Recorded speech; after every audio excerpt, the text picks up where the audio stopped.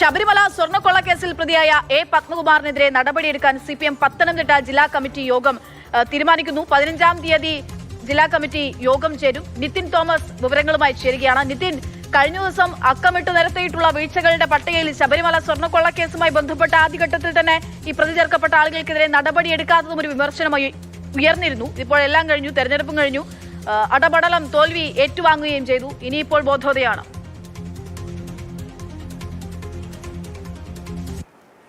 എന്തായാലും ഒടുവിൽ നടപടിയെടുക്കാൻ ശുപാർശ വന്നിരിക്കുകയാണ് സംസ്ഥാന സെക്രട്ടേറിയറ്റിൽ നിന്നും. സംസ്ഥാന സെക്രട്ടേറിയറ്റ് പുറത്തിറക്കിയ റിപ്പോർട്ടിൽ തന്നെ തിരുത്തു വരുത്തിക്കൊണ്ടാണ് ഇത്തരത്തിലൊരു ശുപാർശയിലേക്ക് കടന്നിരിക്കുന്നത്. എന്തായാലും ഇപ്പോൾ 15-ാം തീയതി ജില്ലാ കമ്മിറ്റി ചേരും. ആ ജില്ലാ കമ്മിറ്റി ചേർന്ന് അതിലായിരിക്കും എന്ത് നടപടിയാണ് വേണ്ടത് എന്നുള്ള കാര്യത്തിൽ തീരുമാനം വരിക.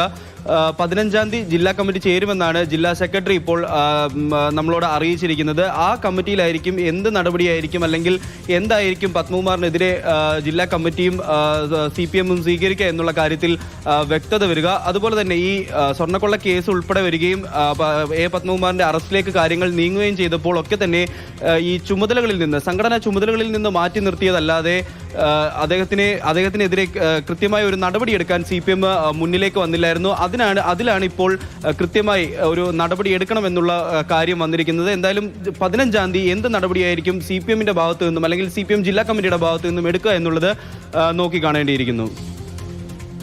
ശരി, എന്തായാലും ഒടുവിൽ നടപടിയെടുക്കാൻ തീരുമാനിച്ചിരിക്കുന്നു CPM പത്മകുമാറിനെതിരെ എന്നുള്ള വാർത്തയാണ് നിതിൻ തോമസ് റിപ്പോർട്ട് ചെയ്യുന്നത്.